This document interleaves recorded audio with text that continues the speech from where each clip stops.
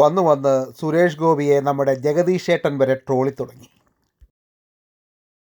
സുരേഷ് ഗോപിയുടെ കാര്യങ്ങൾ, ചില കാര്യങ്ങൾ അവർ പറയുന്നത് എനിക്ക് മനസ്സിലാവുന്നില്ല. എൻ്റെ കുഴപ്പമാണെന്ന് തോന്നുന്നു. ആശാ വർക്കർമാരുടെ അടിസ്ഥാനപരമായിട്ടുള്ള വൈഷമ്യങ്ങളിൽ നിന്നും ജീവിതത്തിൽ ഉഴലുന്ന ചില പ്രത്യയശാസ്ത്രപരമായ, ചില അചഞ്ചലമായ ചില രൂപകൽപ്പനകൾ, അവരുടെ മനസ്സിൽ അക്ഷന്തവ്യമായ ചില ഇമേജുകൾ ഉണ്ടാക്കുന്നതിൻ്റെ പശ്ചാത്തലത്തിലാണ് ഓരോ ഗോഗ്വാവിളികളും അതിനെ ചൊല്ലി ഉണ്ടാകുന്ന സമരങ്ങളും സമരപ്രത്യാഘാതങ്ങളും.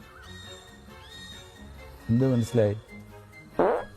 അല്ല, ഇത് ഞാൻ ചോദിക്കുന്നത് സിനിമയിലുള്ളവർ രാഷ്ട്രീയത്തിലേക്ക് വരുമ്പോഴുള്ളൊരു പ്രശ്നമാണ്. ഇത് പരിചയം. സുരേഷ് ഗോപിയുടെ കാര്യങ്ങൾ, ചില കാര്യങ്ങൾ അവർ പറയുന്നത് എനിക്ക് മനസ്സിലാവുന്നില്ല. എൻ്റെ കുഴപ്പമാണെന്ന് തോന്നുന്നു. ആശാ വർക്കർമാരുടെ അടിസ്ഥാനപരമായിട്ടുള്ള വൈഷമ്യങ്ങളിൽ നിന്നും ജീവിതത്തിൽ ഉഴലുന്ന ചില പ്രത്യയശാസ്ത്രപരമായ, ചില അചഞ്ചലമായ ചില രൂപകൽപ്പനകൾ, അവരുടെ മനസ്സിൽ അക്ഷന്തവ്യമായ ചില ഇമേജുകൾ ഉണ്ടാക്കുന്നതിൻ്റെ പശ്ചാത്തലത്തിലാണ് ഓരോ ഗോഗ്വാവിളികളും അതിനെ ചൊല്ലി ഉണ്ടാകുന്ന സമരങ്ങളും സമരപ്രത്യാഘാതങ്ങളും.